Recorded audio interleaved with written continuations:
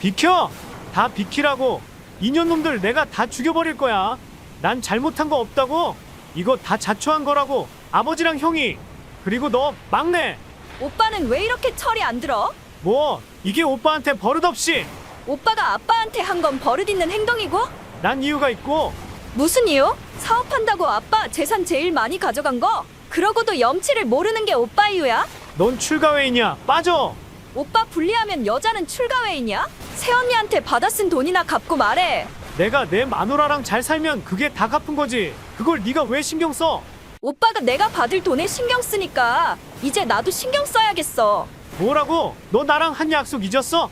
약속은 무슨 약속? 오빠가 그냥 막무가내로 우긴 것도 약속이야? 너 싫다고 안 했잖아. 그럼 약속한 거지. 난 좋다고도 안 했어. 잠깐, 약속이라니 무슨 말이냐? 아버지, 저 이거 소송할 거예요. 뭐라고? 끝내 가족 간에 그렇게까지 하겠다는 거냐?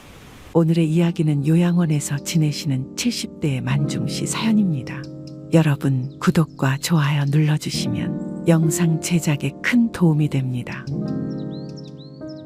만중씨는 오랫동안 기술자로 일하다 사업을 차려 크게 성공한 후 모든 일을 정리하고 은퇴했습니다. 몇 년 전 아내가 떠난 후 혼자 잠드는 집이 외롭고 자식들에게도 도움받고 싶지 않아 요양원에 들어왔습니다. 시내도 아니고 교회도 아닌 적당한 곳에 있는 요양원입니다. 몸을 가누지 못한다거나 해서 들어온 건 아닙니다. 몇 줌 되지 않는 햇살이 창문으로 들어오고 있었습니다. 병실이 어둡다거나 시설이 안 좋다거나 하는 문제는 아니었습니다. 뭔가 불길한 예감이 드는 날입니다. 만중 씨는 오늘도 후회를 합니다. 과연 요양원에 들어온 것이 잘한 결정이었을까요? 아직 돈도 제법 있고 이곳의 생활이 약간 거친 밥을 빼면 딱히 불편하지도 않습니다. 문제는 이곳이 아니라 그가 밖에 두고 온 것들에 있었습니다. 아들 둘의 딸 하나 있는 자식들은 죄다 자기 살기 퍽퍽하다며 아우성이었습니다. 형제간의 우애도 예전 같지 않은 것 같습니다.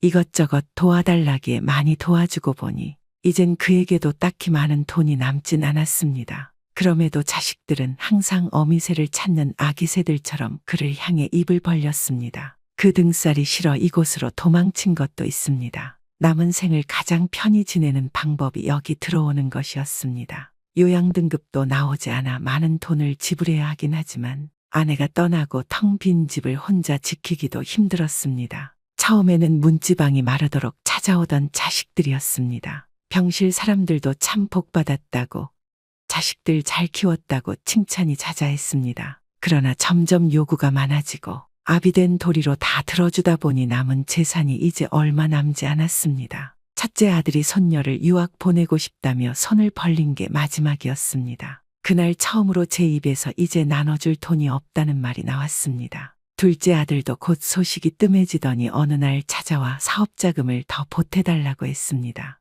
제게 그런 큰 돈이 이제 없다고 거절했더니 둘째도 연락이 뚝 끊겼습니다. 그나마 연락도 오고 가끔이라도 찾아오는 건 막내딸 뿐이었습니다. 사실 막내딸에겐 미안하기도 하고 섭섭하기도 한 것이 많았습니다. 아이들이 어릴 땐 그저 아들들만 어화둥둥 업어 키우느라 딸에게 별반 신경을 못 썼습니다. 막내는 비뚤어지지 않고 자기 힘으로 공부도 하고 대학도 장학금 받으며 졸업했습니다. 아이들이 다 크고 나서야 막내가 안쓰러워 이것저것 챙겨주려 해보았지만 너무 일찍 철든 막내는 뒤늦은 부모 노릇을 좀처럼 허락해주지 않았습니다. 그래서인지 가장 병원에 찾아오지 않던 것도 막내딸이었습니다. 아들들보다 반은커녕 반의 반도 안 되게 연락이 오고 병원에도 찾아왔습니다. 하지만 이렇게 되고 보니 정작 돈 얘기 한 번 없이 그만큼이라도 연락이 오고 찾아왔던 것이 참 기특할 뿐입니다. 오히려 막내딸은 지금도 시간이 나면 종종 요양원에 찾아오거나 하다못해 주에 한 번이라도 전화를 걸어옵니다.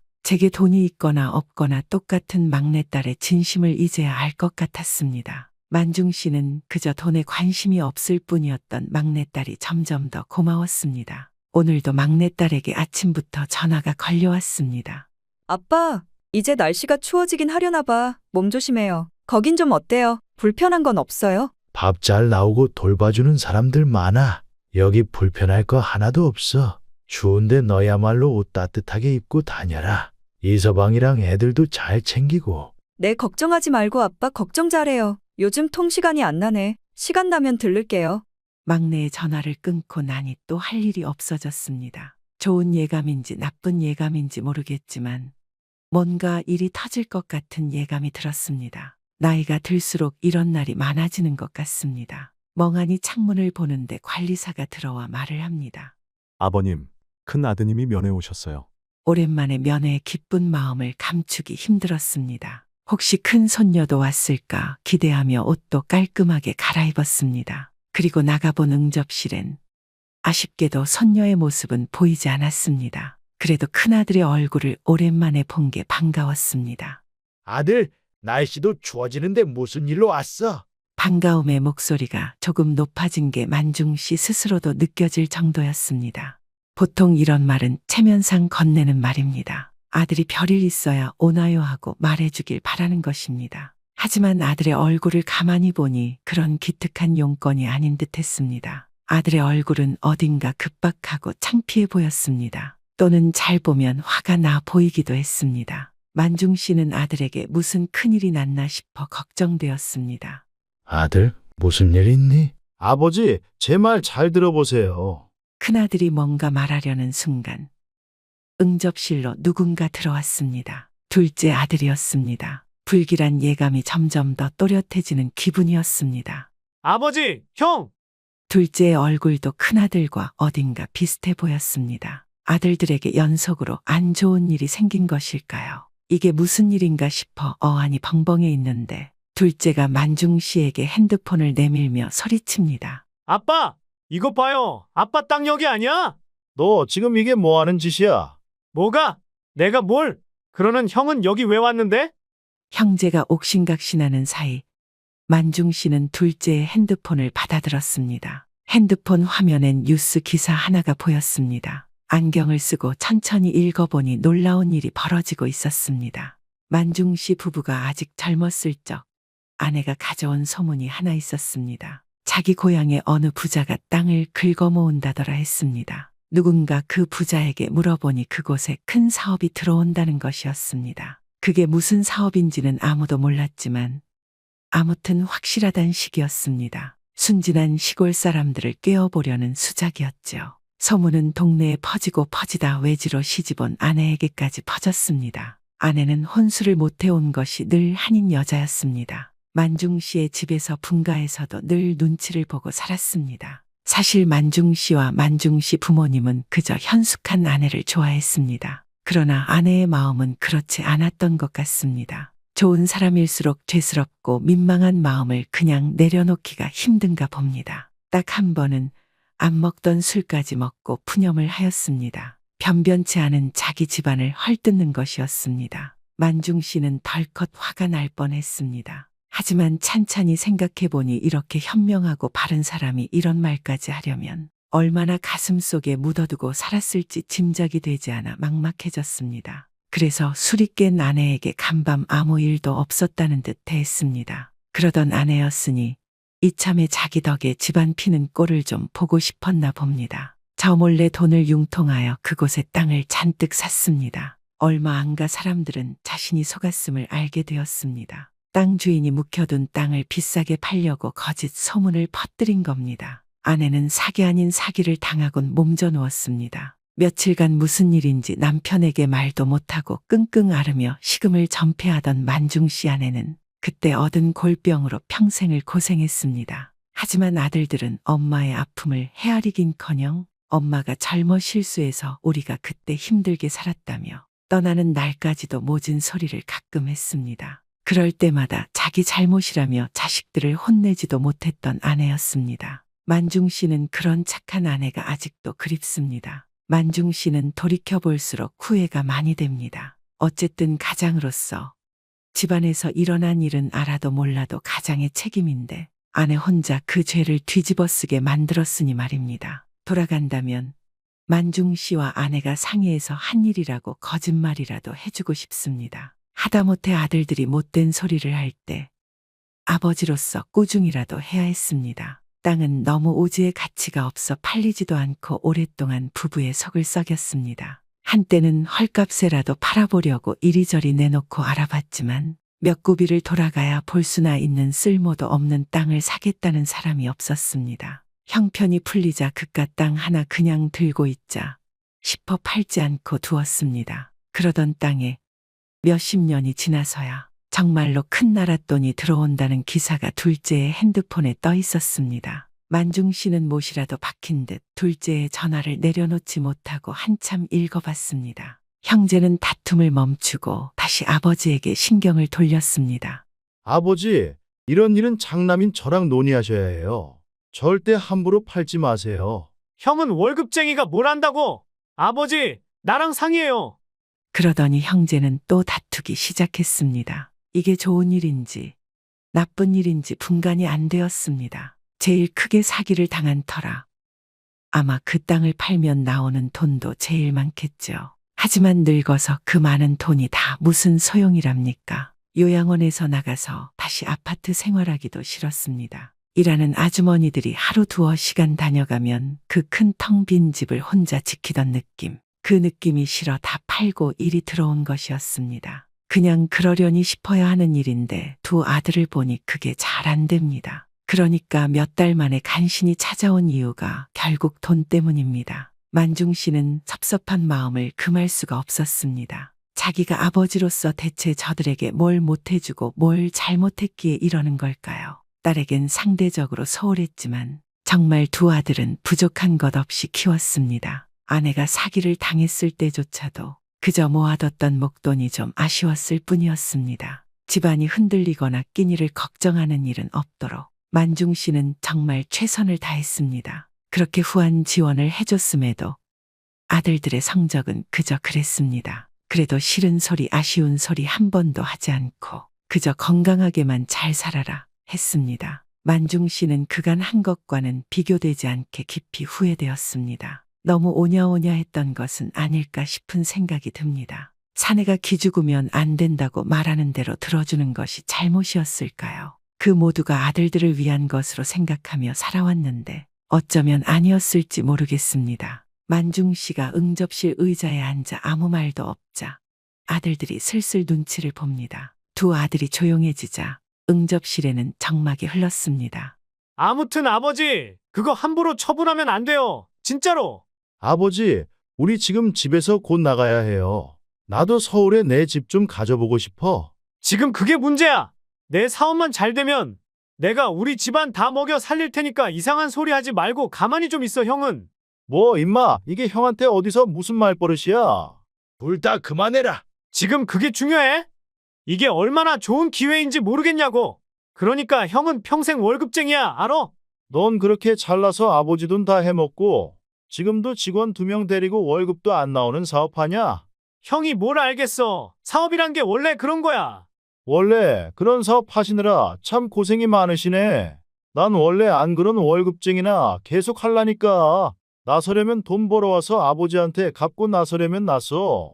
보증 잘못 선 거 갚고 처가에 갖다 바치고 이번엔 또 어디에 헛돈 쓰려고? 그만해라! 그럼에도 아들들은 서로 헐뜯고 싸우기를 멈추지 않았습니다. 만중 씨는 더 말리기가 지쳐 혼자 조용히 일어나 방으로 돌아가려 했습니다. 아버지, 어디 가시는 거예요? 얘기 마저 하셔야죠. 이놈아, 나 늙었어. 아프다. 이거 놔라. 안 돼요, 아버지. 여기서 지금 얘기 다 하셔야 해요. 그래요. 아버지, 이거 얘기하고 가셔야지. 지금 이 중요한 타이밍에 뭘 하시는 거예요? 이럴 때만큼은 천생연분처럼 죽이 잘 맞는 형제였습니다. 만중 씨는 방으로 돌아가고 싶었지만 형제의 완력을 이기지 못하고 다시 자리에 앉았습니다. 나는 지금 이 얘기를 하고 싶지가 않다. 아버지, 지금 안 하시면 언제 하시려고요? 어차피 언젠간 하셔야 해요. 애물단지 치울 기회가 생겼는데 왜요? 맞아요. 우리 가족 그 땅 때문에 얼마나 고생했어요. 진짜 우리 엄마는 왜 그런 땅을 사서 여태껏 우리들 속을 이렇게 썩여? 두 형제는 죽이 맞은 김에 더 맞춰보기로 했나 봅니다. 어느새 또 엄마의 험담을 죽을 맞춰 시작했습니다. 그렇게 싫은 땅 얘기를 하러 여기까지 왔니? 그럼 누가 그 땅 좋아서 이래요? 어미 욕하면서 어미 덕 보겠다는 니들을 내가 어찌 이해해야 하니? 아버지, 그렇게 말씀하시면 안 되죠. 가족이 다 같이 고생했는데 말 나온 김에 말은 바로 하자. 니들이 그 땅 때문에 뭘 고생했니? 이사를 갔니? 학교를 못 갔니? 밥을 굶었니? 어쨌든 그 땅 안 샀으면 더 편하게 살았겠죠. 맞아요. 그 돈이면 우리 가족 여행도 몇 번 더 가고 외식도 잔뜩 더 했겠죠. 그럼 니들 말은 니들 어미가 평생 고생해서 니들 키운 건 안 중요하고 외식 몇 번, 여행 몇 번 더 못하게 한 건 죽어서도 씹힐 만큼 잘못한 일이란 말이냐? 아버지는 왜 말을 꼬아서 들어요? 늙어서 그래. 아버지, 피해의식. 뭐, 이 녀석아! 소리를 버럭 지르자 곧 관리사가 뛰어들어왔습니다. 만중 씨는 분을 사귀지 못하고 한참 아들들을 노려봤습니다. 이젠 살아있는 아버지에게까지 저런 막말을 하다니 이 자리에 아내가 없길 다행이란 생각도 들었습니다. 관리사는 양쪽을 번갈아 보다가 뭔가 눈치를 챘는지 만중 씨에게 다가왔습니다. 진정하시라는 관리사의 말에 가까스로 화를 사겼습니다. 선생님, 나 좀 방으로 데려다 줘요. 아버지! 아버지! 니놈들 그만하지들 못해! 형제는 다시 다가와 관리사마저 막아보려다 만중 씨가 다시 소리를 지르자 멈칫했습니다. 그 땅은 내가 알아서 할 테니 니들은 꼼짝 말고 기다려라. 한마디만 더 하면 앞으로 니들 얼굴 안 본다. 일가라고 방으로 돌아와서도 한참 동안 분이 삭지 않았습니다. 가족을 위해 헌신해온 지난 시간들이 만중 씨의 머릿속에 떠올랐습니다. 병원에서 처음 큰애를 안아보았을 때의 감격이나 둘째, 막내가 커가면서 보여주었던 건강한 모습들을 보며 아내와 함께 기뻐했던 순간들이 자꾸 생각났습니다. 하지만 이제 돌아보니 무언가를 잘못했나 하는 생각이 더 많이 납니다. 그와 동시에 아들들처럼 챙겨주지 못한 딸 생각이 자꾸 났습니다. 생각난 김에 딸에게 전화를 걸었습니다. 그래, 뭐 하고 있니? 일하고 있죠. 아빠, 무슨 일 있어요? 처음엔 막내딸에게 오늘 아침에 전화 건 일을 물어보고 싶었습니다. 혹시 막내딸도 땅에 관련된 소식을 알고 일부러 전화를 걸었던 건지 아니면 정말 평소처럼 안부 전화를 한 건지 궁금했기 때문입니다. 하지만 막상 물어보려니 용기가 나질 않았습니다. 그냥 안부차 전화했다며 전화를 끊으려는데 막내딸이 먼저 얘기를 꺼냈습니다. 아빠, 그 땅 얘기 들었어요. 그랬어? 그거 그냥 오빠들 줘요. 그게 무슨 말이냐? 만중 씨는 순간 막내딸마저 저를 업신여기는 건가 싶었습니다. 그는 아직 아무것도 결정하지 않았는데 먼저 나서서 누구를 주라느니 하는 것이 못내 불편했습니다. 하지만 속내를 숨기고 점잖게 물어봤습니다. 막내딸만은 믿고 싶었기 때문입니다.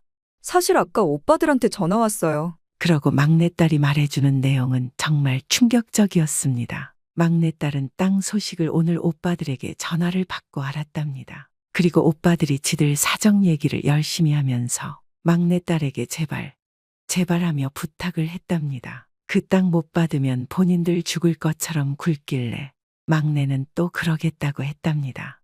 나 때문인 거면 괜찮아요. 그래도 내가 제일 잘 컸잖아. 내 앞가림 알아서 잘해요. 만중 씨는 울컥 눈물이 났습니다. 오늘 아침에 예감이 맞기도 하고 틀리기도 했구나 싶었습니다. 아들 교육에 대한 후회와 동시에 혼자서 잘 커준 딸에 대해 기특함이 몰려왔습니다. 아빠, 무슨 일 있었어요? 딸에게 들키지 않기 위해 목소리를 가다듬고 조심스럽게 말했습니다. 아무 일 없다. 너는 내일 잘하고 있으려무나 땅은 내가 알아서 정리할 테니. 그렇게 딸과의 통화를 마치고 만중 씨는 마침내 결심했습니다. 오후쯤 되자 예상대로 부동산에서 전화가 불티나듯 걸려왔습니다. 보통 이런 일들은 기사가 나기 전에 먼저 부동산들이 알기 마련인데 이번 일은 어쩐 일인지 기사가 나고서야 부동산들도 알게 된 모양이었습니다. 이런 일은 매우 이례적이라 만약 주요 신문들이 다루지 않았다면 부동산들도 헛소문이라고 치부했을 가능성이 크다고 했습니다. 만중 씨는 연락해 온 곳들과 천천히 꼼꼼하게 대화해보고 신뢰가 가는 몇 곳의 번호와 조건을 따로 적어두었습니다. 자식들에겐 한마디도 하지 않고 혼자 일을 진행하였습니다. 지난번 화낸 일 때문에 무서웠는지 자식들에게서도 딱히 더 부탁한다거나 하는 연락은 오지 않았습니다. 그렇게 모든 정리가 끝날 때쯤 마침내 만중 씨에게 연락이 왔습니다. 이미 예상하던 일이라 담담하게 전화를 받았습니다. 둘째의 전화였습니다. 둘째는 매우 거칠고 다급한 목소리로 소리쳤습니다. 아빠, 미쳤어! 그 땅을 어떻게 한다고? 점점 바닥을 보이는 둘째의 모습에 만중 씨는 어쩐지 가슴 한구석이 내려앉는 기분이었습니다. 시간을 돌릴 수 있다면 얼마나 좋을까요? 만약 그렇다면 절대 아들을 이렇게 키우지 않을 겁니다. 내가 알아서 처분하겠다고 분명 말하지 않았느냐? 너희는 죽은 듯이 있거라. 내가 지금 당장 갈 테니까 방에 얌전히 계세요. 둘째는 협박에 가까운 말을 하고 거칠게 전화를 끊었습니다. 관리사 선생님을 호출하여 오늘 아무 면회도 하지 않겠다고 말했습니다. 특히 아들들의 면회는 전달하실 필요도 없다고 강조했습니다. 몇 시간쯤 흘렀을까요? 밖이 매우 소란스러운 것을 보니 둘째가 오긴 왔나 봅니다. 소란은 멈추지 않고 한참 계속되었습니다. 둘째가 힘으로 밀고 들어오고 관리사 선생님들이 막는 듯한 소리도 몇 번 들렸습니다. 관리사 선생님이 곧 만중 씨의 방으로 왔습니다. 그는 매우 곤란한 얼굴로 부탁했습니다. 아버님, 혹시 아드님 만나서 얘기해 볼 생각은 전혀 없으신 거예요? 만중 씨는 그저 단호하게 고개를 가로저었습니다. 그러나 잠시 후 관리사 선생님은 다시 돌아왔습니다. 아버님, 정말 죄송하지만 아드님께서 저희가 말로 해서 진정하실 분위기가 아닙니다. 뭔가 결정이 필요한 순간 같습니다. 그러나 나가서 아들과 대화하고 싶지는 않았습니다. 생떼를 쓸 게 뻔하고 만중 씨는 들어줄 생각이 없기 때문이었습니다. 그냥 경찰 불러주세요. 정말 그래도 괜찮으시겠어요? 만중 씨는 고개를 돌린 채 고개를 끄덕였습니다. 차마 부끄러워 관리사 선생님의 얼굴을 마주 보기 힘들었습니다. 잠시 후 한 차례 소동이 더 있었습니다. 경찰관이 온 모양이었습니다. 경찰관은 아들과 실랑이 하다가 또 방으로 와서 물었습니다. 선생님, 아드님 정말 저희가 모시고 나가길 원하세요? 네. 그리고 앞으로 좀 여기 못 오게도 해주세요. 그건 저희가 여기서 임의로 해드릴 수는 없고요. 일단 아드님께 주의는 드리겠습니다. 둘째 아들이 쫓겨나고 곧 큰아들에게서도 전화가 왔습니다. 둘째가 혼자 해결하지 못하자 형에게도 일러 바친 모양이었습니다. 그런데 어쩐지 첫째의 분위기는 전과는 좀 달랐습니다.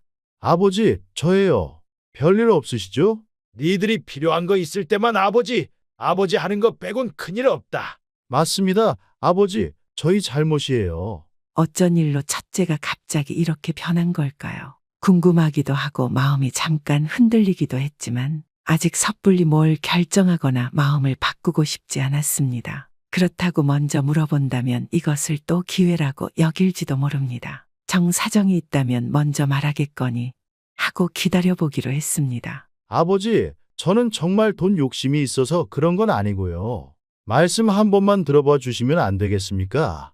만중 씨는 한참을 고민하고 아들의 말을 들어보기로 했습니다. 그동안 제가 정말 잘못 살았습니다. 아버지께도 잘못했고요. 그 벌을 받나 봐요.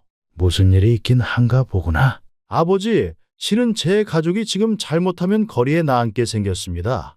첫째는 자신이 요즘 흉흉하다는 그 전세 사기에 당했다고 했습니다. 만중 씨가 결혼 선물로 해준 아파트를 주식이니 뭐니 하다가 날려먹더니 없는 돈 끌어모아 마지막으로 대피한 조그만 빌라에서마저 쫓겨날 상황이 된 것입니다. 그날도 실은 돈을 조르고 싶지 않았다고 합니다. 그저 가장으로서 상황이다 보니 마음이 급해졌답니다. 만중 씨도 가장이었던 사람으로서 아주 공감이 안 되는 이야기는 아니었습니다. 첫째는 그래도 제 동생보단 부지런하게 살았습니다. 주식이니 뭐니 하던 것도 그 또래 남자들이 흔히 하는 실수려니 싶기도 했습니다. 무엇보다 상황이 이렇게 되어서라지만 반성하는 듯한 모습에 그래도 아버지라고 마지막 기회를 주고 싶었습니다. 아무리 미워도 자식인 걸 어쩔까요? 그래도 아직 쉽게 해결했다는 기분을 느끼게 해주고 싶진 않았습니다. 만중 씨는 첫째에게 아주 약간의 마음고생을 더 시키기로 했습니다.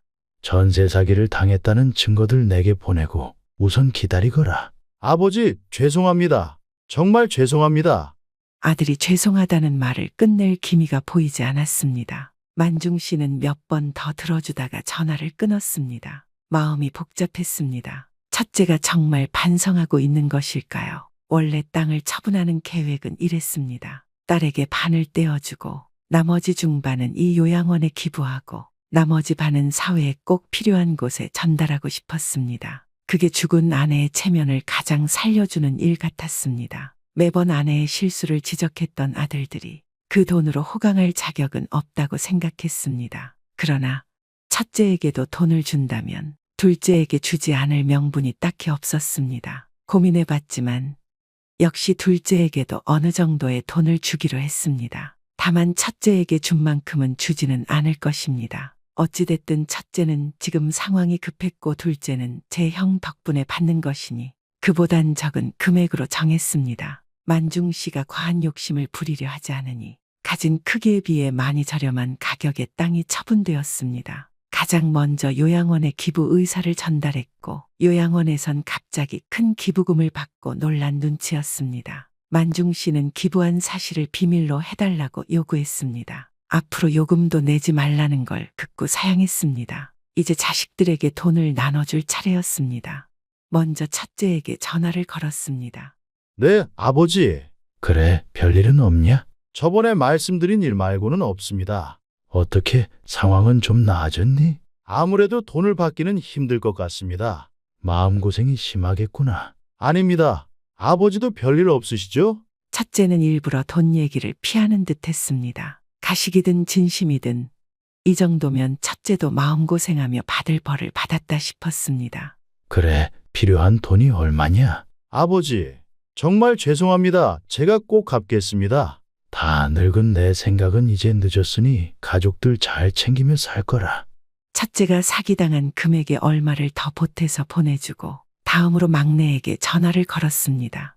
아빠, 무슨 일이에요? 너 계좌나 하나 불러보거라. 에이, 저번에 그거 난 됐다니까. 돈이 얼만 줄 알고 되었대? 아무 말 말고 보내거라. 막내의 계좌번호를 기다리며 둘째에게도 전화를 걸었습니다. 둘째는 굉장히 기대하는 눈치로 전화를 받았습니다. 네, 아버지. 너도 계좌 하나 보내보거라. 얼마나 주실 거예요? 잔말 말고 계좌만 보내거라. 둘째는 전화를 툭 끊었습니다. 둘째에게 돈을 보내는 게 정말 옳은 일일까?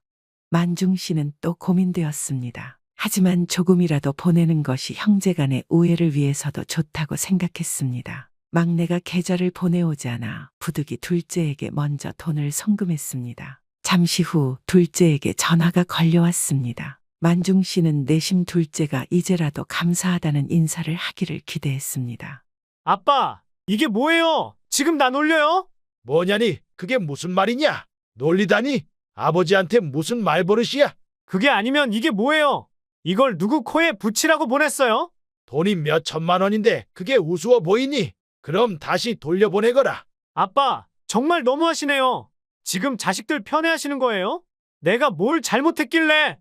만중 씨는 거기까지 듣고 전화를 끊어버렸습니다. 사실 둘째가 행동하는 거 봐서 얼마의 돈을 더 붙여주려고 했습니다. 전화로 감사하다고 하고 이후 만중 씨를 대하는 게 달라진다면요. 하지만 통화를 해보니 그런 일은 일어나지 않을 것 같았습니다. 혹시 둘째가 변한다고 해도 만중 씨 스스로가 믿을 수 없을 것 같았습니다. 만중 씨는 고민 끝에 남겨둔 돈의 반을 다시 첫째에게 보냈습니다. 막내는 아직도 계좌를 보내지 않았습니다. 막내에게 다시 전화를 걸어보았습니다. 딸, 계좌번호 외우고 있는 거 하나도 없니? 아빠, 난 그 돈 진짜 필요 없어요. 아빠 먹고 싶은 거 사 먹고 여행도 좀 다니고 해요. 너희 엄마도 없는데 내가 무슨 재미로? 새 장가라도 들면 되지? 생각 없다. 이거 안 받아가면 기부하련다. 오빠들 돈 필요한 거 아니었어요? 네 오라비들이 전화해서 뭐라고 하든. 별말은 아니고 그냥 돈 필요하다고들 하던데.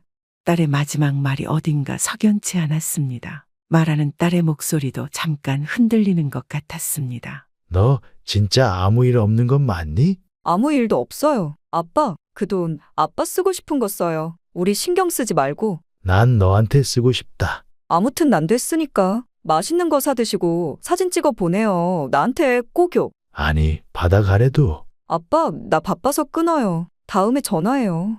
막내는 서둘러 전화를 끊었습니다. 받을 만큼 받고도 부족하다는 자식과 준다고 해도 싫다는 자식들이 다 있으니 자식을 잘 키운 건지 잘못 키운 건지 알 수 없이 씁쓸한 기분이 들었습니다. 막내와 전화를 끊고 보니 둘째에게 온 부재 중 전화가 몇 통 있었습니다. 마지막엔 문자마저 한 통 와 있었습니다. 아버지, 진짜 너무하시네요. 첫째만 아들이고, 난 만중 씨는 굳이 답장하지 않고 둘째의 번호를 차단했습니다. 며칠 지나 감정이 가라앉으면 풀어줄 생각이었습니다. 그러나 둘째는 그 며칠을 기다릴 생각이 없었나 봅니다. 다음 날 또 둘째가 찾아왔습니다. 이번엔 지난번보다 더 목소리가 커졌습니다. 멀리서 들리는 목소리가 꼬부라지는 것을 보니 어디서 술이라도 마시고 온 듯합니다. 이대로 계속 둘째가 난동을 피우면 요양원에도 실례일 것입니다. 결국 만중 씨가 직접 나서서 단호한 모습을 보여주기로 했습니다. 둘째가 계속 저러는 이유는 조르면 들어줄 것 같아서입니다. 어려서부터 그렇게 키워온 아버지의 잘못이겠죠. 아빠, 이거 놔봐요. 좀, 아버지 오셨잖아. 너무 가까이 가진 마세요. 여기서 얘기만 하세요. 내가 내 아버지 보겠다는데 당신이 무슨 상관이야? 이거 안 놔? 그러나 관리사 선옷이 붙잡고 말리는데 둘째라고 대단한 힘이 있을 리 없습니다. 결국 둘째는 얌전히 자리에 앉았습니다. 그제야 관리사들도 한 분을 빼곤 자기 자리로 돌아가셨습니다. 요양원을 시끄럽게 만들었으니 만중 씨는 몹시 죄송한 마음이 들었습니다. 너 하나 때문에 이 많은 사람들이 지금 무슨 고생이니? 내가 아니라 아버지 때문이에요. 아버지 고집과 편애 때문에. 내가 무슨 고집과 편애를 부렸니? 삼형제 똑같이 나누려면 나누시지. 이게 다 뭡니까? 내가 아버지한테 뭐 잘못했어요? 잘하진 않았지. 내가 뭘 잘하네요? 명절마다 찾아뵙고 그 돈도 내가 불려서 다 아버지 돌려드렸을 거예요. 저 아버지 자식인데 못 믿으시는 거예요? 지금 네 모습을 네가 한번 봐라. 이건 내가 억울해서 이러는 거고요. 나도 너 하는 거 봐서 돈 더 주려고 빼놨었다. 그런데 넌 돈 받고 나한테 감사하다고 말이라도 한번 했니? 맡겨둔 돈 찾아가는 것처럼 더 내놓으라고 윽박이나 질렀지. 내가 잘못했다는 거예요? 그러면서 화가 나 일어서려는 둘째 앞에 관리사가 마주섰습니다. 남은 분은 관리사 선생님들 중 가장 덩치 좋은 선생님이었습니다. 둘째는 겁이 났는지 씩씩거리다가 다시 자리에 앉았습니다. 아버지, 저 이거 소송할 거예요. 뭐라고? 끝내 가족 간에 그렇게까지 하겠다는 거냐? 가족 간에 이렇게까지 아버지가 만드셨잖아요. 왜 형만 주는 거예요? 첫째만 준 것도 아니고 너만 준 것도 아니다. 아니, 그럼 막내에게도 주시겠다고요? 걔는 출가회인이잖아요. 진심으로 기막혀하는 둘째를 보니 만중 씨도 기가 막혔습니다. 너는 막내 집에서 그렇게 돈을 많이 받고 그 말이 나오니? 그건 그거고요. 너 받을 땐 그건 그거고 네 동생 줄 땐 출가회인이고. 아버지, 진짜 저 화나요. 화나면 어떻게 할지 몰라요. 이젠 하다하다 협박까지 하는구나. 협박 안 했어요. 이게 무슨 일이야? 그때 응접실로 사람들이 우르르 들어왔습니다. 막내딸 내외와 첫째였습니다. 저는 놀라 물었습니다. 니들이 여기는 어쩐 일이냐? 그냥 아버지 뵈러 왔죠. 감사하다고 말씀도 드리고. 아빠, 이게 무슨 일이야? 이것들이 날 몰래 따돌렸네? 이거, 응? 따돌렸어. 둘째가 다시 일어나 행패를 부렸습니다. 이번엔 정말 화가 났는지 관리사 말려도 들을 생각이 없어 보였습니다. 결국 첫째와 사위도 나서서 막아섰습니다. 그 와중에 결국 첫째가 다쳤습니다. 아, 비켜! 다 비키라고. 이년놈들 내가 다 죽여버릴 거야. 결국 관리사가 몸으로 가리기만 하던 것을 그만두고 직접 힘을 가해 둘째를 제압했습니다. 이거 안 놔? 고정하세요, 보호자님. 이거 놔!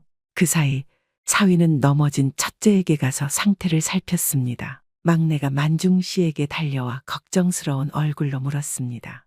아빤 괜찮아요? 난 괜찮다. 네 큰오빠나 잘 살펴주려무나. 첫째는 넘어지면서 허리를 다쳤는지 좀처럼 잘 움직이질 못했습니다. 요양원 사람들이 달려나와 첫째에게 몇 가지 질문과 간단한 처치를 했습니다. 구급차를 불러두고 기다리는 사이 머리가 식은 둘째가 다시 다가왔습니다. 관리사와 막내 사위가 너무 가까이 오지 못하게 막았습니다. 둘째는 슬그머니 다시 화를 내려다가 간신히 참는 모양새였습니다. 아직도 응접실 한쪽에 허리를 부여잡은 자기 형이 보였기 때문일 겁니다. 난 잘못한 거 없어. 이거 다 자초한 거라고. 아버지랑 형이. 그리고 너 막내. 오빠는 왜 이렇게 철이 안 들어? 뭐? 이게 오빠한테 버릇없이. 오빠가 아빠한테 한 건 버릇 있는 행동이고? 난 이유가 있고. 무슨 이유? 사업한다고 아빠 재산 제일 많이 가져간 거? 그러고도 염치를 모르는 게 오빠 이유야? 넌 출가회인이야. 빠져. 오빠 분리하면 여자는 출가회인이야? 새언니한테 받아 쓴 돈이나 갚고 말해. 내가 내 마누라랑 잘 살면 그게 다 갚은 거지. 그걸 네가 왜 신경 써?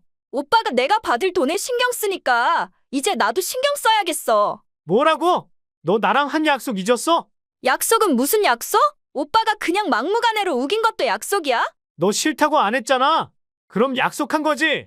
난 좋다고도 안 했어. 잠깐, 약속이라니 무슨 말이냐? 그제야 둘째는 뭔가 실수한 걸 들켰다는 듯 움찔했습니다. 만중 씨는 짚히는 바가 있었지만 모른 척 다시 한번 물었습니다. 막내야, 오빠들이 너더러 돈 받지 말라던 출가회인이라고? 아니 아빠, 꼭 그런 건 아니고 그냥 나 하나 빠져주면 아빠 마음 편할 것 같아서 그랬지.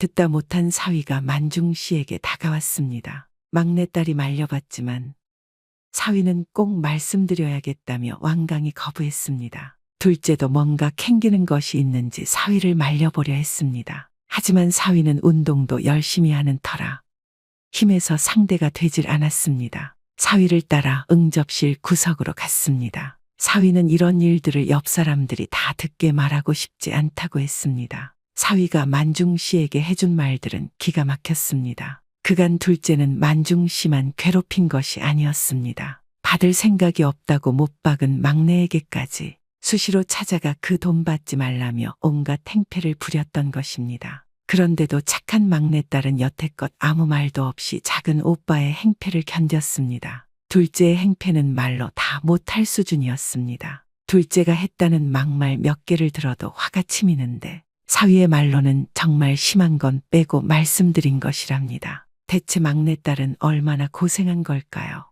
만중 씨는 눈앞이 캄캄해지고 다리에 힘이 풀렸습니다. 만중 씨가 주저앉자 막내딸이 놀라 달려왔습니다. 아빠 괜찮아? 여보, 내가 말하지 말랬잖아. 괜찮다, 괜찮아. 그리곤 다시 막내딸의 얼굴을 보니 만중 씨는 저도 모르게 눈물이 흘렀습니다. 나이 먹어 무슨 주책인가 싶기도 했습니다. 하지만 눈물은 도저히 멈출 줄을 몰랐습니다. 내가 미안하다. 내가 미안해. 아니야, 아빠가 뭐가 미안해. 아빠 잘못한 거 없어. 곧 구급차가 도착하고 곧이어 경찰도 도착했습니다. 경찰은 지난번 난동을 피운 둘째를 기억하고 있었습니다. 만중 씨에게 사건 경위를 묻자 사위가 대신 설명해 주겠다며 경찰과 함께 나갔습니다. 사건은 그렇게 마무리되었습니다. 막내는 자신이 돈을 받지 않은 것이 되려 문제였던 것 같다며 돈을 결국 받았습니다. 그리곤 그 돈 중 일부를 다시 제 오빠들에게 나누어 주었습니다. 그 과정에서 둘째가 한 번 더 너무 돈이 작다며 소란을 피웠지만 만중 씨가 그동안 두 아들에게 성금한 내역들을 출력해서 건네주자 잠잠해졌습니다. 만중 씨는 이번 일을 통해 깨달은 것이 있다고 합니다. 그의 자식들은 다 같이 컸지만 서로 다르게 행동했습니다. 어느 자식은 처음부터 훌륭하게 행동해 주었고 처음엔 다소 못난 모습을 보였지만 뉘우친 자식도 있었습니다. 하지만 끝내 자기 잘못을 돌아보지 못하는 자식도 있었습니다. 자식을 잘 키우는 것은 부모의 몫이지만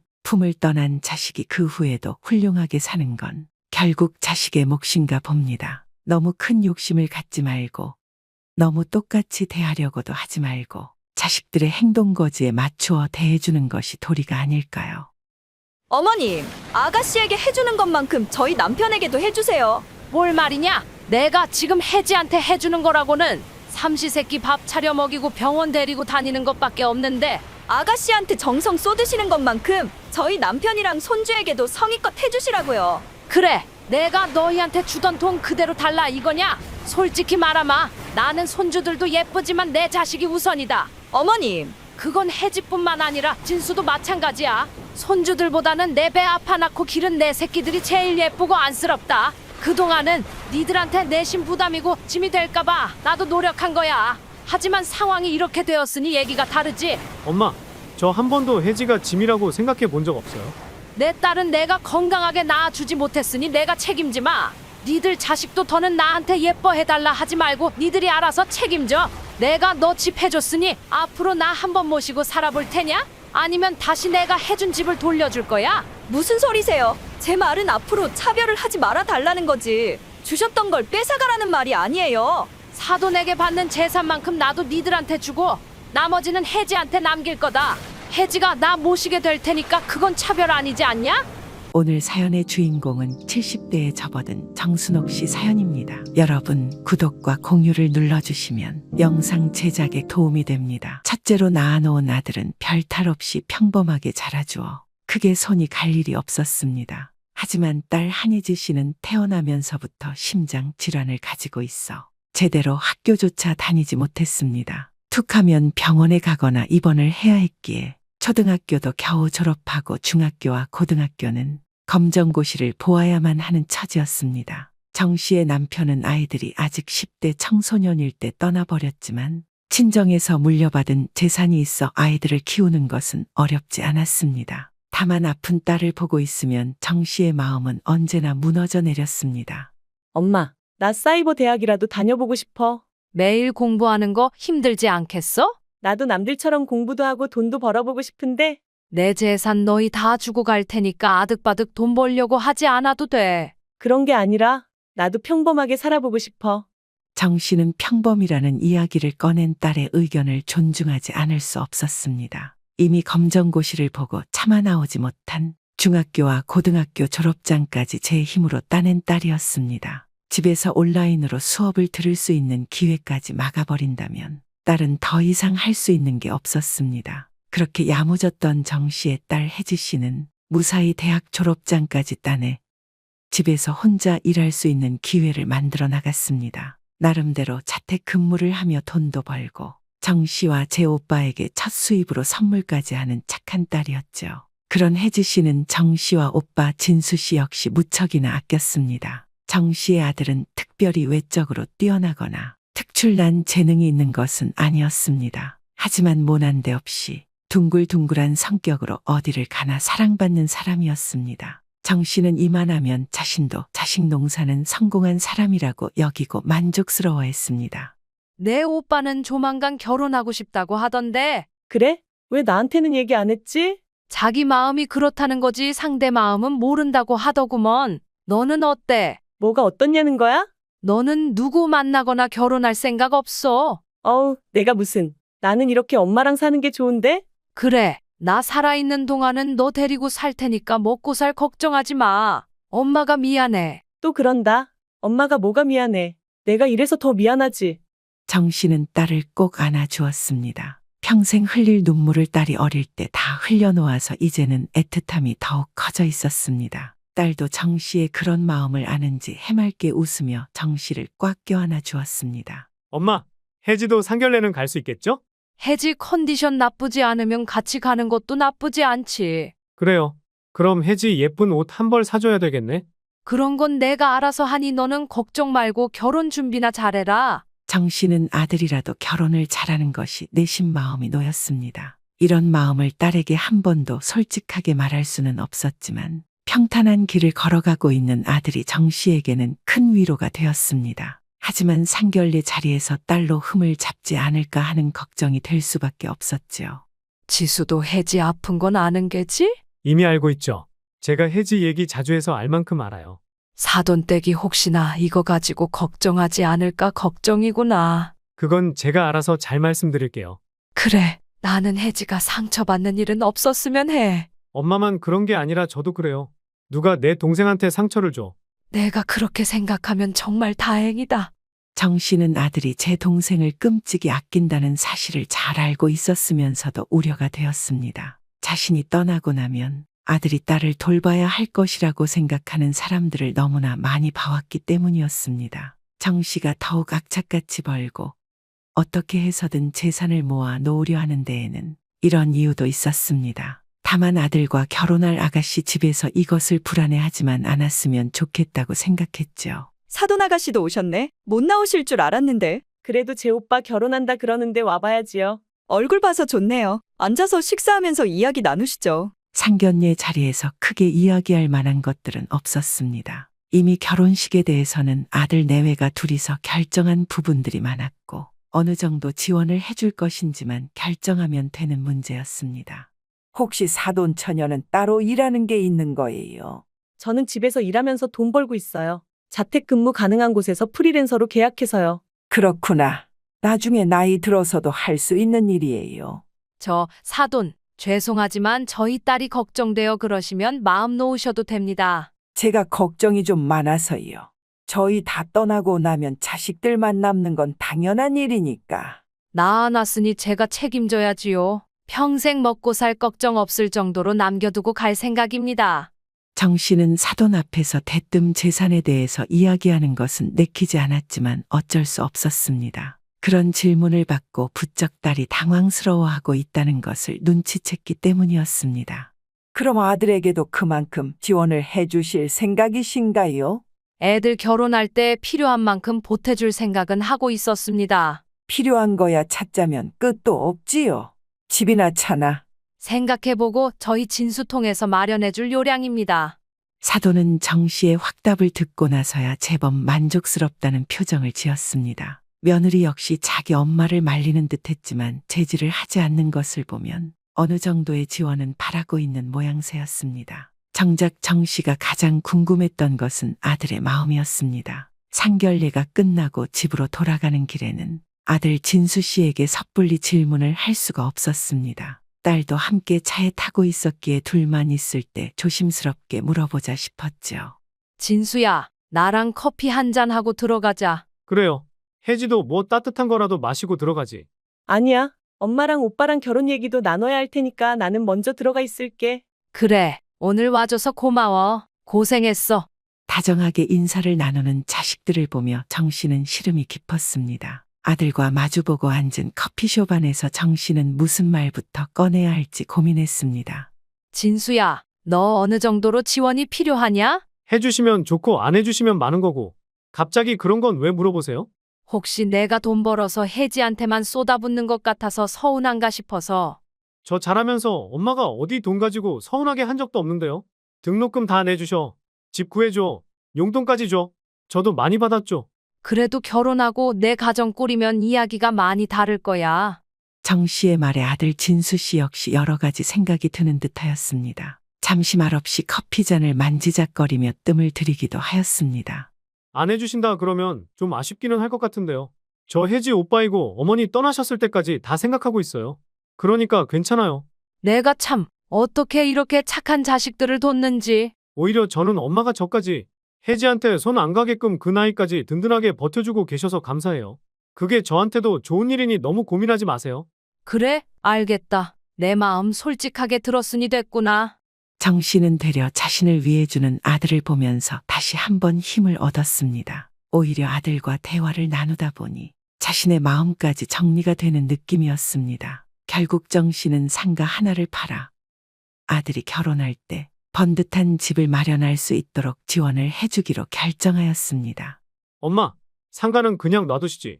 아니야. 요즘 공실 부담도 크고 팔까 말까 고민하고 있었던 차에 잘 됐지. 너무 큰 돈을 받아서 제가 어떻게 갚아야 할지도 모르겠네요. 나는 너랑 혜지 사이 좋은 것만으로도 큰 복을 받았다 싶다. 앞으로도 그냥 우애 좋게 지내주기만 하면 나는 더 바랄 게 없어. 정말 감사해요. 능력 없는 놈이 부모 잘 만나 호강하네요. 아들 진수 씨는 정 씨의 지원에 진심으로 감사함을 느낄 줄 아는 사람이었습니다. 정 씨 역시 아들의 마음을 잘 알고 있었기에 이 정도 지원을 해주는 건 전혀 아깝지가 않았습니다. 며느리 역시 은근히 정 씨가 집을 해주길 바라고 있는 눈치였지만 그 역시 미워 보이진 않았습니다. 꼬박꼬박 정 씨의 집에 인사를 올 때 딸애가 좋아하는 디저트 같은 작은 선물까지 챙겨올 정도로 사려 깊어 보였기 때문이었습니다. 가장 큰 집 문제가 해결되고 나니 아들 내외의 결혼은 꽤 순탄하게 흘러갔습니다. 연년생으로 손주들까지 낳아서 키우면서 탈없이 제 가정을 꾸려가는 듯하였죠. 딱 하나 문제가 있었다면 딸 혜지 씨의 컨디션이 급격히 안 좋아지기 시작했다는 점이었습니다. 활발하게 하던 일도 줄여야 할 정도로 건강에 적신호가 켜진 것이었습니다. 이에 정 씨 역시 부쩍 신경이 날카로워져 있었습니다. 어머니, 저희 집에는 어쩐 일이세요? 니들한테 잠시 할 말이 있어서 지나가는 길에 들렀다. 어머님, 미리 말씀하고 오셨으면 뭐 과일이라도 좀 사두는 건데. 얘기만 전하고 금방 갈 거니 신경 쓰지 마라. 갑자기 와서 미안하다. 정 씨는 아들 내외에게 요즘 딸 상태가 부쩍 안 좋아졌다는 것에 대해서 이야기했습니다. 아들 내외 역시 어느 정도 눈치를 채고 있었기 때문에 걱정스럽게 정 씨의 이야기에 귀 기울였습니다. 특히 오빠인 진수 씨는 진정이 되지 않는지 한숨까지 푹푹 내쉬었습니다. 그래서 지금 혜지의 상태가 정확하게 어떤 건데요? 우선은 컨디션 조절하면서 지켜보자고 하는 상황이지. 수치 괜찮아지면 수술도 생각해보고. 앞으로 자주 찾아뵐게요. 아니다. 이런 상황이니 가능한 집에는 안 오는 게 좋겠다고 말하려 온 거야. 그러는 게 낫겠네요. 상황 안 좋아지면 말씀해 주세요. 이번 명절에는 내가 돈 줄 테니 니들 어디 여행이라도 다녀와. 우리랑은 밖에서 밥이나 한 끼 먹자. 혜지 밖에 나올 수는 있는 거예요? 아, 그럼 너무 걱정하지는 말고.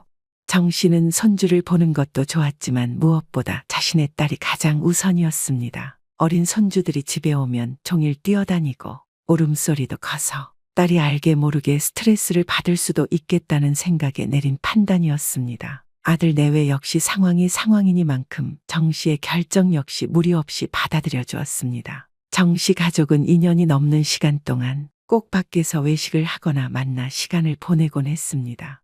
요즘 어떻게 지내냐? 별일은 없지? 저희가 무슨 일이 있겠어요. 그런데 요즘 애들 키우려니 참 힘드네요. 연년생으로 낳아놔서 더 그렇겠구나. 그래도 애들 어린이집도 보내놓고 자유시간이 있으니 좀 낫겠다 싶었는데 아니냐? 돈이 너무 많이 들어요. 애 아빠 벌이로는 부족한가 싶기도 하고.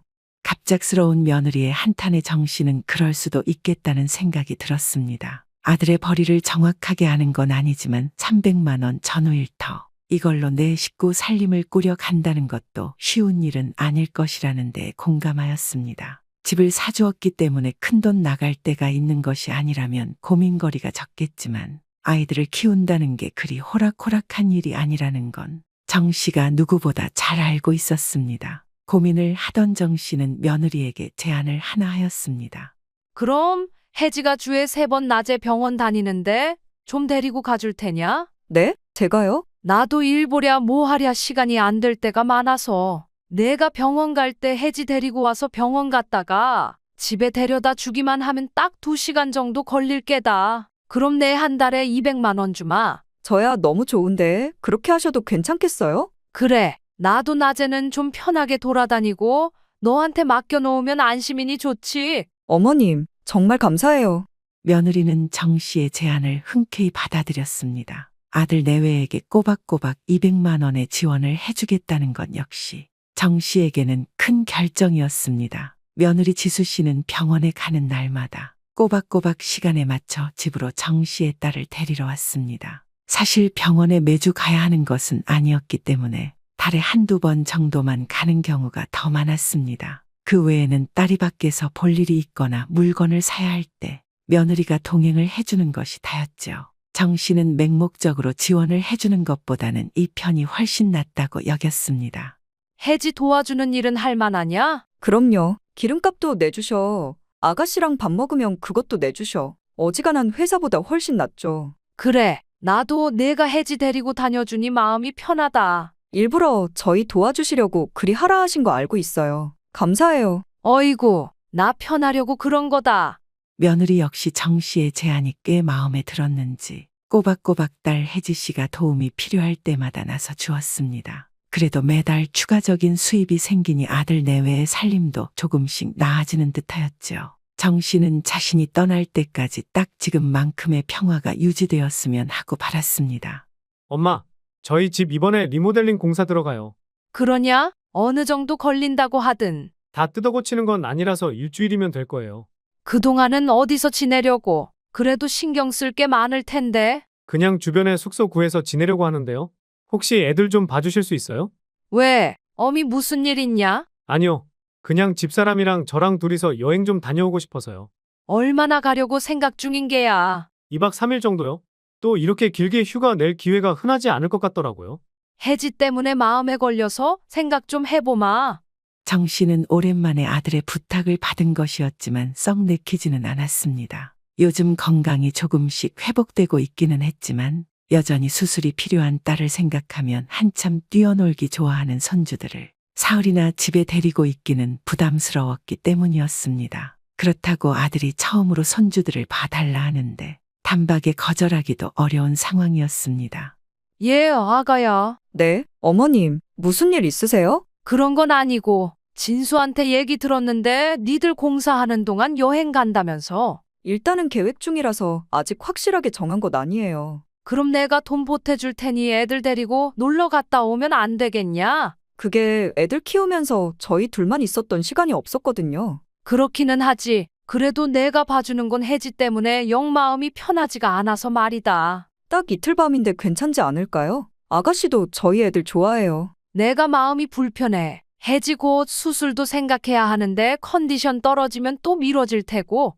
정 씨의 말에 며느리는 들으라는 듯이 한숨을 푹 내쉬었습니다. 손주를 이틀도 못 봐주는 못난 부모가 된 것 같아서 정 씨 역시 죄책감이 느껴졌지만 딸을 생각하면 어쩔 수 없는 일이라고 생각했습니다. 아들 집에서 봐줄 수 있는 상황이었다면 나았겠지만 그럴 수도 없어 방법을 찾을 수가 없었죠.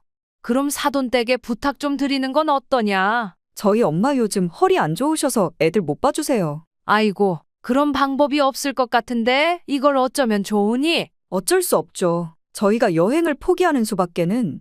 며느리의 말투가 부쩍 쌀쌀 맞아진 것을 눈치챈 정 씨는 미안함이 컸습니다. 돈을 보태주겠다 해도 요지부동인 며느리를 붙들고 더 이상 할 수 있는 것은 없었습니다. 울며 겨자 먹기로 개구쟁이 손주들을 봐준다면 딸 컨디션이 더 나빠질 것 같아 그것만은 피해야 하겠다는 생각뿐이었습니다. 어쨌거나 정 씨는 확실하게 거절 의사를 표현하였기 때문에 남은 것은 아들 내외의 결정이었습니다. 이래라 저래라 할 수도 없어 정 씨는 그저 가만히 지켜보기로 하였죠. 밥은 어떻게 해 먹고 있어? 여기도 일반 가정집 같은 곳 빌려 쓰는 거라서 다 해 먹을 수 있어요. 그러냐? 그렇다면 다행인데 내가 밥이라도 사주랴? 오랜만에 얼굴 보고 좋죠. 저희가 모시러 갈까요? 아니다. 혜지는 오늘 집에 있겠다고 하니 내가 근처로 가마. 얼마 지나지 않아 아들 내외의 집 공사가 시작되었습니다. 정 씨는 그런 아들 내외와 손주들에게 맛있는 밥이라도 한 끼 사주고 싶어 숙소를 잡았다는 곳 근처에서 외식을 하기로 하였습니다. 만나자마자 뛰어와 정 씨에게 안기는 손주들을 보면서 정 씨 역시 마음이 좋지 않았습니다. 며느리와 나누었던 대화가 계속 마음이 쓰였기 때문이었습니다. 그러면서도 동시에 손주들과 사흘이나 같이 있는다면 분명 딸도 피곤해했을 것 같아서 안 봐주기로 결정한 것은 잘된 선택이라는 생각이 들기도 했습니다. 애들도 있고 룸 있는 곳이 좋겠지. 아는 곳 있냐? 그럼 오랜만에 소고기 먹으러 갈까요? 엄마가 사주시는 거니까. 어이구, 그래. 오늘 나 제대로 벗겨 먹어라. 정 씨와 아들 내외, 손주들은 근처에 있었던 조용한 고깃집을 향했습니다. 저녁 시간이 되기 전이라 어렵지 않게 방으로 자리를 잡고 식사를 할 수 있었습니다. 손주들은 장난감을 들고 식탁 주변을 뛰어다니며 알 수 없는 놀이를 하고 있었습니다. 너네들 앉아서 밥부터 먹어. 놔둬라. 어차피 우리밖에 없는데 뭐 어떠냐? 요즘 진짜 밥을 안 먹으려고 해서 애 엄마가 고생하고 있어요. 너도 딱 저맘때쯤에는 밥 안 먹으려고 어찌나 요리조리 피해 다니던지. 나도 참 피곤했다. 제가요? 저는 전혀 그런 기억 없는데. 말도 마라. 너는 크면서 좀 얌전해진 스타일이지 어렸을 때는 개구쟁이였어. 정 씨와 아들은 손주들을 보며 이런저런 대화를 하면서 식사를 시작했습니다. 어쩐 일인지 며느리는 대화에 끼지도 않고 묵묵하게 불판 위 잘 구워진 고기를 먹기 바빴죠. 그래, 공사는 잘 되어가고 있는 거야? 잘 되고 말게 어디 있겠어요. 알아서 잘 해주시겠죠. 퉁명스러운 며느리의 말투에 정 씨는 눈치를 보기 시작하였습니다. 한 번도 정 씨와 눈을 마주치지 않고 필요한 대답만 하고 있었기에 더 신경이 쓰였습니다. 여행은 안 가기로 결정한 거야? 애들 데리고 가면 괜히 더 번잡스럽잖아요. 다음에 가죠, 뭐. 아쉽게 됐구나. 다음에 가게 되면 내가 좋은데 한번 보내주마. 어머님, 지금 저희 약 올리시는 거예요? 무슨 소리야? 내가 너희들을 왜 약 올리겠어? 갑작스럽게 소리를 지르는 며느리 때문에 정 씨 역시 놀랄 수밖에 없었습니다. 뭔가 불만이 있을 것이라고 생각은 하였지만 처음으로 자신에게 큰 소리를 낸 것이라 더욱 당황했죠. 손주들 역시 자신의 엄마가 소리를 지르자 신나게 놀다 자리로 돌아와 앉았습니다. 당신 갑자기 왜 그래? 진짜 이렇게 차별받는 거 지긋지긋하다. 차별이라니? 우리 엄마가 당신을 차별했다는 거야? 당신은 평생 차별받고 살았으니까 못 느끼는가 본데. 어머님 우리 대놓고 차별하시잖아? 아들의 물음에 며느리는 화를 내다시피 하며 대꾸했습니다. 정 씨는 올 것이 왔다고 생각하고 며느리를 진정시키려 애썼습니다. 아가, 내가 무엇 때문에 그렇게 느끼는지 알 것 같은데 아시면서 그러셨다는 말씀이세요? 어쩔 수 없잖니. 혜진은 내가 날 때부터 아파서 어쩔 수 없었어. 저희 차별하시는 건 그렇다 쳐요. 근데 손주들은 무슨 잘못이에요? 그동안 쌓아왔던 게 많았는지 며느리는 정 씨를 쉴 틈 없이 몰아붙였습니다. 정 씨 역시 자신이 어느 정도는 그리 행동한 것이 있었기 때문에 그 이야기를 들어주고 싶었습니다. 어머니 자식만 자식이에요? 저희 애들은요? 할머니 사랑 하나 못 받고 크고 있잖아요. 무슨 소리야? 내가 너희 집 가서 애들이랑도 놀아주고 외식도 자주 하잖니. 그럼 뭐해요? 대놓고 아가씨를 더 좋아하는 게 훤히 보이는데. 혜진은 내 자식이니 더 예쁜 게 당연하지. 그렇다고 내가 어디 손주들을 싫어하냐? 다른 할머니들처럼 끼고 살려고 하지도 않으시고 애들 한 번 봐주는 것도 어려워하시잖아요. 정 씨는 며느리와 대화를 하면 할수록 말문이 막혔습니다. 며느리가 하는 말이 틀린 것은 아니지만 꼭 정 씨 자신이 자식을 예뻐하듯이 손주들을 대하기를 바라는 며느리 태도가 마음에 들지 않았습니다.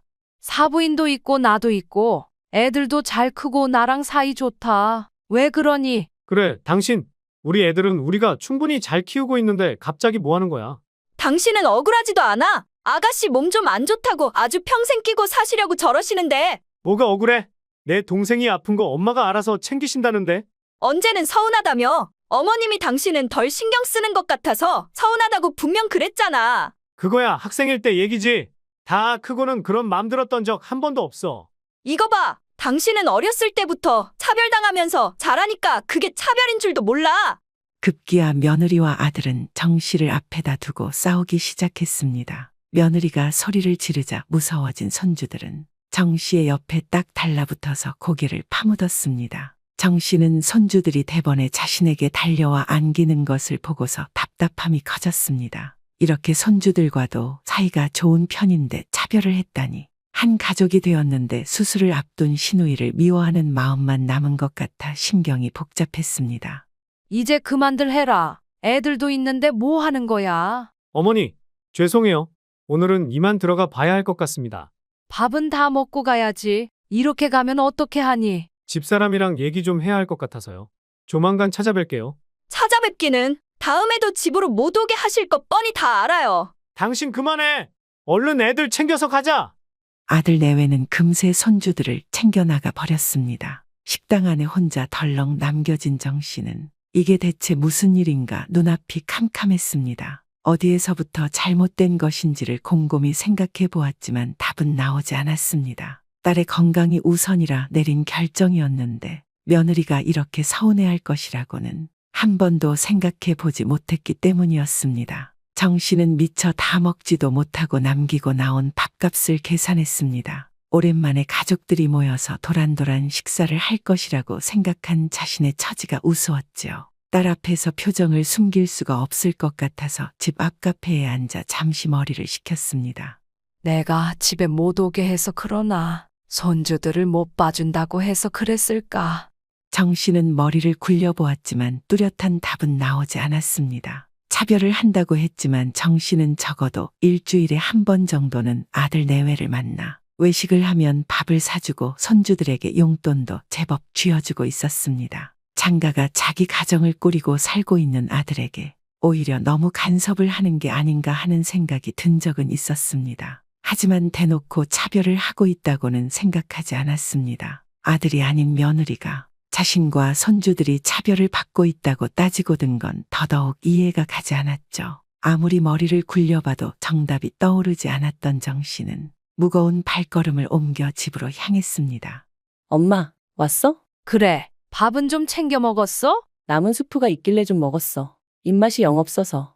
최근 들어 컨디션이 좋지 않았던 딸은 부쩍 야위어 있었습니다. 그런 딸을 보면서 정 씨는 자신이 아니면 누가 챙겨줄까 싶어 더욱 마음이 쓰였습니다. 그래도 자신에게 짐이 되지 않으려 아등바등 사는 딸을 내치고 살 수도 없는 노릇이었죠. 그저 며느리가 자신에게 오해하고 있는 부분이 있다면 풀어주기만을 바랐습니다. 어머니, 통화 괜찮으세요? 그래, 어제는 잘 들어간 거야. 네. 그렇게 가서 정말 죄송해요. 나는 괜찮다. 지수는 마음은 좀 풀린 거야? 모르겠어요.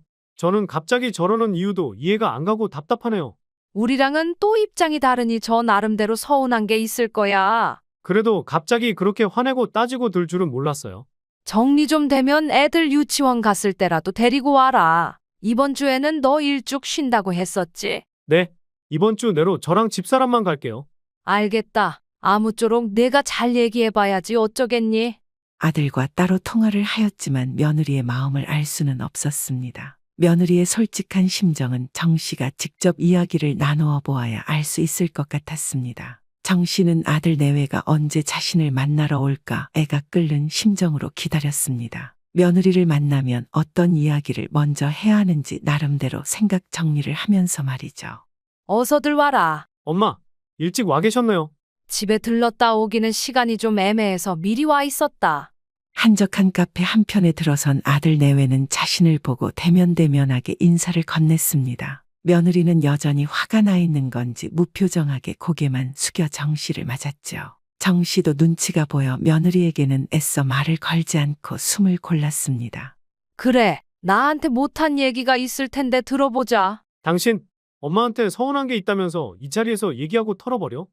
며느리는 눈도 마주치지 않은 채 테이블 위 커피만 바라보며 침묵을 이어갔습니다. 정 씨는 긴장되는 마음으로 며느리를 바라보고 있었지만 큰 동요는 없었습니다. 오히려 며느리의 옆에 앉아 있었던 아들이 더 답답하다는 듯이 먼 산만 바라보고 있었습니다.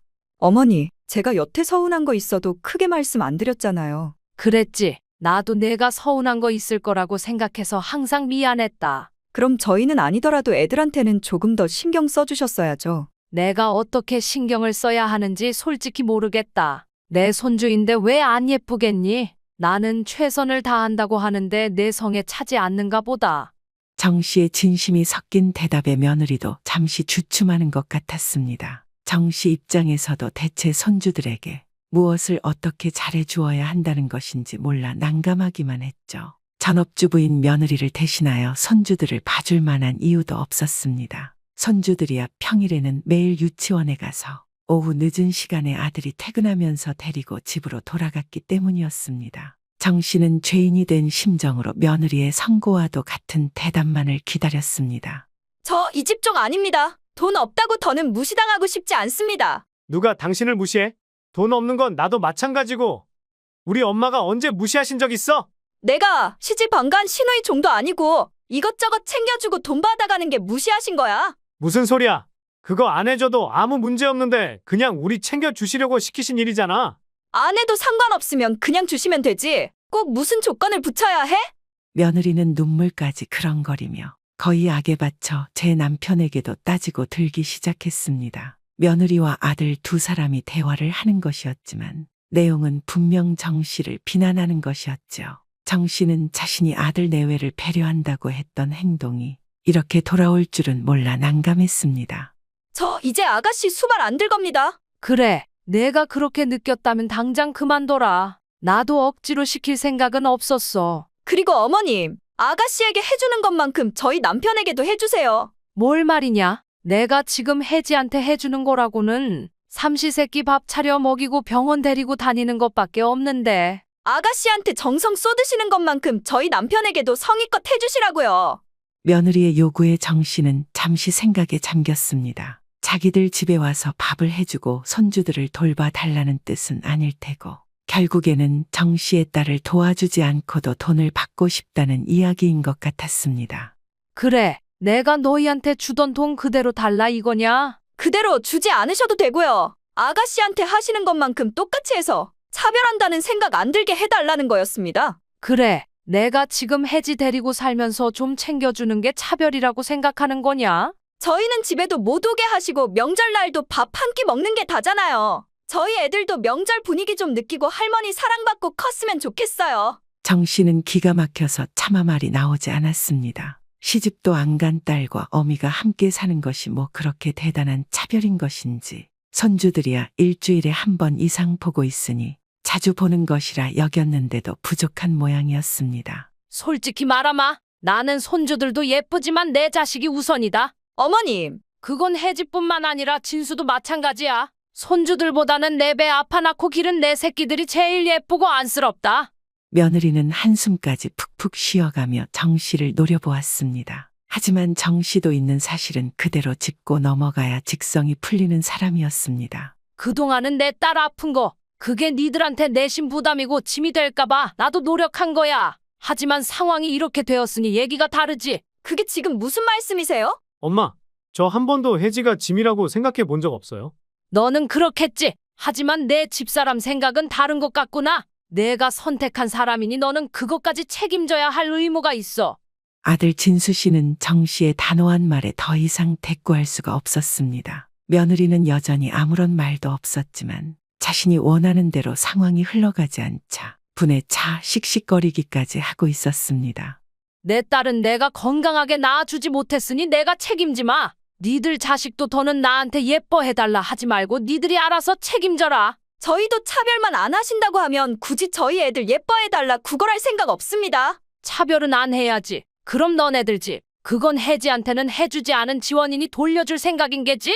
무슨 소리세요? 지금까지 아가씨한테 들어간 병원비가 얼마일 텐데 그건 왜 안 따지세요? 내 딸한테 쓰는 병원비도 너한테 허락받아야 하냐? 진수는 내 아들, 애들은 내 손주라 그렇다 치지만 지수 너는 왜 내가 사준 집에서 아무런 대가도 없이 살고 있어? 며느리는 정 씨가 이렇게 나올 줄은 몰랐는지 황당하다는 표정으로 정 씨를 바라보았습니다. 정 씨는 자신이 해줄 수 있는 지원을 충분히 해주고 있는데 아픈 딸 목까지 노리는 며느리에게 정이 떨어져 더는 상종하지 않고 싶어졌습니다. 내가 집 해줬으니 너 앞으로 나 한번 모시고 살아볼 테냐? 아니면 다시 내가 해준 집을 돌려줄 거야? 무슨 소리세요? 제 말은 앞으로 차별을 하지 말아달라 한 거지. 주셨던 걸 뺏어가라는 말이 아니에요. 네가 어찌 생각하고 있는지는 몰라도 나 혜지에게 따로 생활비 준 적도 없다. 지가 벌어서 지가 쓰고 나한테 꼬박꼬박 용돈까지 주는 애야. 며느리는 전혀 몰랐던 사실인지 입술을 깨물며 고개를 돌렸습니다. 오히려 정 씨에게 분이 넘치게 받아왔던 것은 자신이라는 사실을 그제서야 깨달은 듯 하였습니다. 앞으로 니들도 혜지처럼 나한테 용돈 줘라. 나는 더 이상 지금까지 해줬던 지원 안 해줄 생각이다. 어머님, 집에도 못 오게 하시고 저희 애들 하루도 봐주기 어려워하시니까 그런 부분만 좀 다시 생각해달라고 말씀드린 거였잖아요. 나도 앞으로 애 봐주마. 대신 사돈이 봐주시면 그 후에 나도 똑같이 봐주는 걸로 하자. 어머님, 정말 왜 그러세요? 자식된 마음으로 서운한 거 얘기도 못하게 하시는 거예요? 며느리는 차갑게 돌아선 정 씨의 마음을 돌리기 위해서 급히 상황을 수습해 보려 하였지만 헛수고였습니다. 이미 정 씨는 며느리에게는 단 한 푼도 주지 않아야 하겠다고 생각하고 있었습니다. 앞으로는 뭐든지 공평하게 하자. 네가 원하는 것도 다 들어주마. 엄마, 이제 그만하셔도 돼요. 이 사람도 다 알아들었을 거예요. 니들 집 해줬으니 지금 사는 집은 혜지 이름으로 돌릴 거다. 그럼 내가 혜지를 끼고 사는 게 아니라 늙은 어미를 딸이 모시는 게 되겠구나. 그건 엄마 마음대로 하셔도 돼요. 정말이에요. 이 사람이 여러 가지 서운한 게 있어 그러는 거예요. 사돈에게 받는 재산만큼 나도 니들한테 주고 나머지는 혜지한테 남길 거다. 혜지가 나 모시게 될 테니까 그건 차별 아니지 않냐? 네, 이 사람이 한 말 너무 마음에 담아두지 마세요. 아들은 필사적으로 정 씨를 달래려 하였지만 정 씨의 분노는 쉽게 가라앉지 않았습니다. 하지만 그때까지도 며느리의 입에서는 단 한 번도 죄송하다는 말이 나오지 않고 있었습니다. 정 씨는 그 길로 아들과 며느리를 내버려 두고 집으로 돌아왔습니다. 당장 그 달에 며느리에게 붙여주고 있었던 돈 200만 원도 입금해 주지 않았습니다. 그제야 며느리는 정 씨에게 싹싹 빌기 시작하였습니다. 어머님, 제가 받는 건 생각도 못하고 투정 부렸어요. 저 한 번만 용서해 주세요. 왜? 내가 해주는 건 당연한 거라 여겼는데 딱 끊겨버리니까 먹고 살기가 힘드냐? 애들 키우고 사회생활도 안 하니까 제가 자격지심이 있었어요. 앞으로 나한테 아무것도 기대하지 마라. 나도 너네한테 기대하는 거 없으니 이것도 공평하겠구나.